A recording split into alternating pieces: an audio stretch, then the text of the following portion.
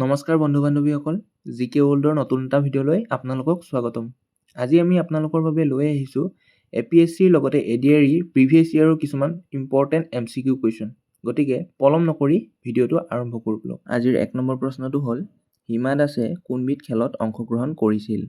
Option A triple jump, option B long distance, option C sprints and short distance, option D hurdles. ইয়াৰে আনচাৰটো হ'ব sprints and short distance. 2 number প্ৰশ্নটো হ'ল, 2021 বৰ্ষৰ ডিচেম্বৰ মাহত অসম বৈভৱ বঁটা কোনগৰাকী ব্যক্তিক প্ৰদান কৰা হৈছিল?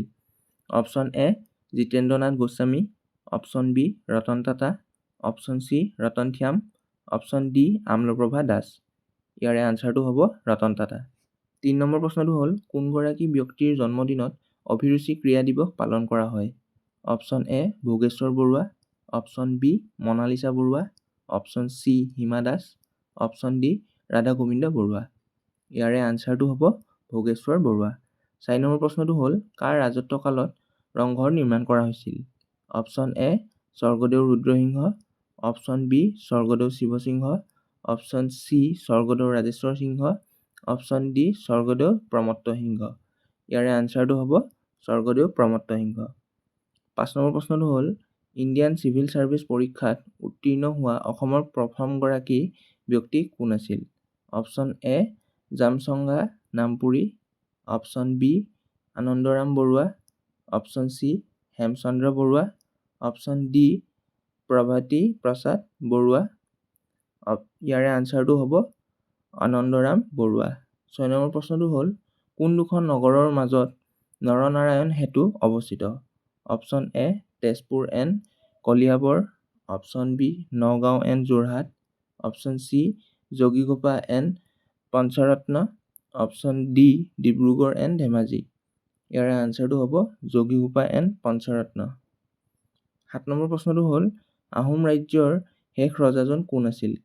Option A Chandrakanta Singha, option B Jogeswar Singha, option C Kamaleswar Singha, option D Purandar Singh.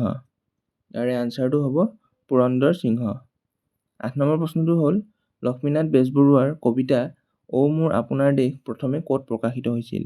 Option A Banhi, option B Arunodoi, option C Jonbiri, option D Jonaki.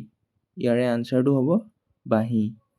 9 number প্ৰশ্নটো হ'ল, গোপীনাথ বৰদলৈৰ ঠিক পিছতে অসমৰ মুখ্যমন্ত্ৰী কোন হৈছিল? Option A Bimala Prasad Chaliha, option B Sarat Chandra Sinha, option C Bishnuram Medhi, option D Golap Borbora. ইয়াৰে আনচাৰটো হ'ব বিষ্ণুৰাম মেধি। 10 নম্বৰ প্ৰশ্নটো হ'ল, অসমৰ সৰ্বপ্ৰথম চিকিৎসা মহাবিদ্যালয়খন কোন ঠাইত স্থাপিত হৈছিল? Option A Jorhat, option B Guwahati, option C Silchar, option D Dibrugarh. ইয়াৰে আনচাৰটো হ'ব ডিব্ৰুগড়।